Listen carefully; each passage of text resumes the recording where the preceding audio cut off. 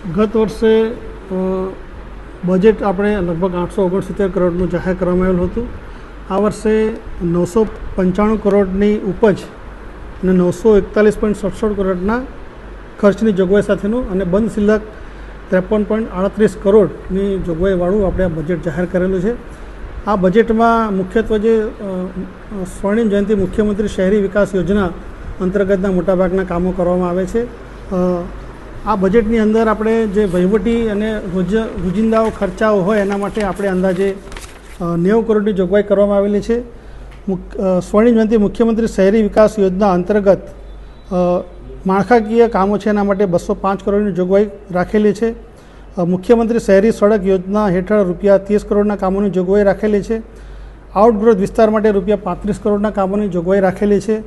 ગટર, પાણી, રસ્તા જેવા માળખાગત ગામો અને જે 4 ગામોમાં જે ગટર યોજના બનાવવાની છે અંતર્ગત અંદાજે ₹210 કરોડના કામોની જોગવાઈ રાખવામાં આવેલી છે. રિવરફ્રન્ટ અને ચોપાટીનું આપણે ડેવલપમેન્ટ વિચારેલું છે. એના માટે આ બજેટમાં ₹35 કરોડની જોગવાઈ રાખવામાં આવેલી છે.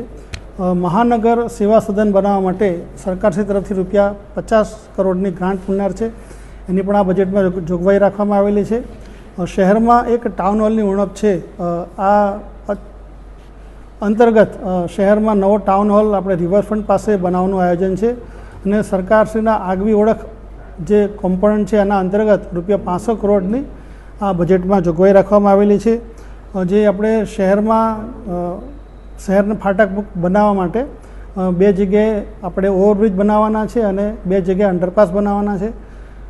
તેના માટે અંદાજે જે નગરપાલિકાનો જે મહાનગરપાલિકાનો કોમ્પોનન્ટ આવે 70 કરોડની જોગવાઈ રાખવામાં આવેલી છે.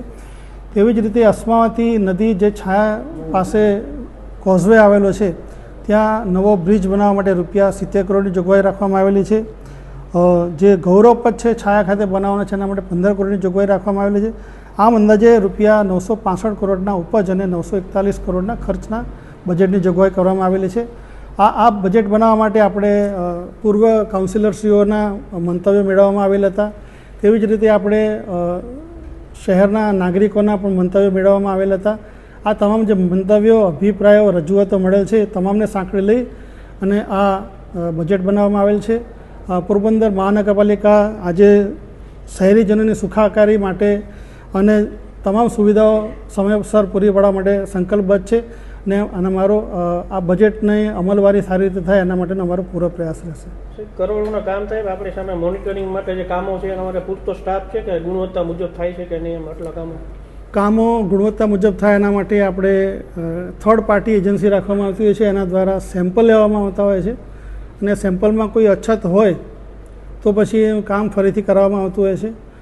અમારા દરેક વોર્ડમાં અમે એન્જિનિયર રાખેલા છે. તેવી રીતે અમારી મુખ્ય કચેરી છે એમાં પણ અમે બ્રિજ કોમ્પોનન્ટ છે, પછી રોડ પ્રોજેક્ટ છે, બિલ્ડિંગ પ્રોજેક્ટ છે, સ્ટોમ વોટર પ્રોજેક્ટ છે કે વોટર સપ્લાય પ્રોજેક્ટ દરેકના માટે અલગ અલગ શાખાઓ બનાવેલી છે અને શાખા અધિકારીઓ નિયત કરવામાં આવેલા છે. તેમના દ્વારા પણ સમયાંતરે મુલાકાતો લેવામાં આવતી હોય છે અને એજન્સી દ્વારા કોઈ કામગીરી ઓછા ગુણવત્તાવાળી કરવામાં આવે તો તરત કામગીરી સુધારવા માટેની કામગીરી કરવામાં આવતી હોય છે. ગયા વર્ષે જે બજેટમાં કામો લીધા હશે એમાંથી કેટલા કામ અત્યારે પૂરા થયા છે અને કેટલા ચાલુ છે એ હું અલગથી માહિતી આપીશ. સાહેબ, અત્યારે ખાતમુહૂર્તો થાય છે એમાં અત્યારે વહીવટદારનું શાસન હોવા છતાં રાજકીય આગેવાનોને અને ચોક્કસ પક્ષને હાજર રાખવામાં આવે એના હાથે થાય છે વિવિધ ખાતમુહૂર્તો. જે ખાતમુહૂર્ત કરવામાં આવે એમાં નાગરિકોને પણ આપણે સાંકળવા જરૂરી છે અને એના એ કારણને લઈ અને નાગરિકો અને પદાધિકારીઓને સાંકળી અને આપણે કામગીરી કરવામાં આવે છે. એટલા માટે જ કહું છું કે પૂર્વ સુધરાઈ સભ્યો જે પણ પક્ષના હોય એને આપણે સાથે લઈ અને કામગીરી કરવી.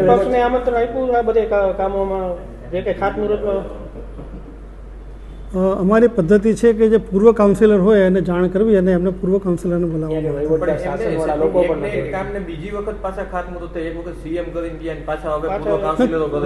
કાઉન્સિલરો પાસે આપણે ખાતમુહૂર્ત નથી કરાવ્યા. કાઉન્સિલરો પાસે આપણે કામનો શરૂઆત કરાવી છે. સીએમ સાહેબ દ્વારા આપણે ખાતમુહૂર્ત કરાવી છે અને સ્થળ ઉપર કામગીરી આપણે શરૂઆત કરાવેલી છે અને એમાં એમને હાજર રાખવામાં આવેલા છે. કોઈ હોદ્દા વગર છે કોઈ અત્યારે કઈ છે નહીં અત્યારે છતાં કોઈ પણ. હોદ્દેદાર કોઈ હોદ્દેદાર નથી, એટલા માટે જ જે પૂર્વ સભાસદો છે એમને આપણે બોલાવવામાં આવે છે. એટલે એવું કઈ જોગવાઈ છે કે પૂર્વ ના, સભાસદોને એવી કોઈ- આદેશ કરાવે ના, તો કોઈ- ના, બીજા કોઈ- કોઈ પક્ષો રાજકીય પક્ષોને નથી, ખાલી એક જ પક્ષને કહેવામાં આવે એના હાથે જ થાય છે બધું એ? એટલે અમે પક્ષ નહીં જોતા, જે પૂર્વ સભાસદો છે એમને જ બોલાવવામાં આવે છે. વહીવટદાર એકે પણ નથી હોતા, જ્યાં બધી જગ્યાએ ખાતમુહૂર્ત વહીવટદાર સાહેબ એમના બીજા કામગીરીમાં વ્યસ્ત હોય એટલે આવી શકતા એકે નથી. ખાતમુહૂર્તમાં નથી હોતા, એકે ખાતમુહૂર્ત બધા કામ બધી વહીવટદાર સાહેબની ઉપસ્થિતિમાં જે કાર્યક્રમ થયો, એકે ખાતમુહૂર્તમાં વહીવટ સાહેબના ફોટા મહાનગરપાલિકાના અધિકારી ના, મહાનગરપાલિકાના રાજકીય આગેવાનો જ હોય છે ખાલી. મહાનગરપાલિકાના અધિકારીની ઉપસ્થિતિમાં જ આ કામગીરી કરવામાં એકે કામગીરી આવે. તમને ફોટા બતાવીશું અમે. બીજું આ સિટીમાં પાણી ભરાય છે, ખાસ તો આજે તો ખાતમુહૂર્ત કર્યું ગાજુનગર, તો બોખીરા માટે શું છે? બોખીરા આ વખતે પાણી ભરાશે કે રીતનું છે? બોખીરામાં આપણે જાણીએ છીએ કે જે હાઈવેની ઉપરવાસમાંથી પાણી આવતું હોય છે, એટલે આ વર્ષે જે વરસાદ પડ્યો એમાં ત્યાંથી ઘણું બધું પાણી બોખીરા ગામની અંદરથી પસાર થયેલું હતું. એટલે આપણે જે મેં કહ્યું તો જે સ્ટોમ વોટર ફેઝ 2નું પ્લાનિંગ કર્યું છે, એમાં જે ઉપરવાસમાંથી પાણી આવે છે અને કેવી રીતે ડાયવર્ટ કરી શકાય એનું પ્લાનિંગ કરવામાં આવેલું છે. અને અમલવારી થાય અને એક્ઝિક્યુશન થાય પછી ચોક્કસપણે આ જે વરસાદી પાણી છે એ ક્યાંય ભરાશે નહીં અને સીધો દરિયામાં નિકાલ થશે. ચાલો, કેટલો સમય લાગી શકે છે અંદાજે? જે સ્ટોમ વોટર જે બનાવવાની છે ખાપડ વિસ્તારમાં, એમાં એને ડીપી પ્લાન સાથે મારે સાંકળવી પડે, કારણ કે હું એક જગ્યાએ ત્યાં સ્ટોમ વોટર બનાવું પછી ડીપી પ્લાનમાં એ પછી એ જગ્યા બદલાઈ જાય અને રસ્તાની જગ્યા પણ બદલાય. એટલે પ્લાનિંગ એવું છે કે રસ્તાને પેરેલલ આ સ્ટોમ વોટર બનાવવામાં આવે, એટલે રસ્તાની ગ્રીડ અને સાથે સાથે સ્ટોમ વોટરની કામગીરી બંને સાથે કરવામાં આવશે.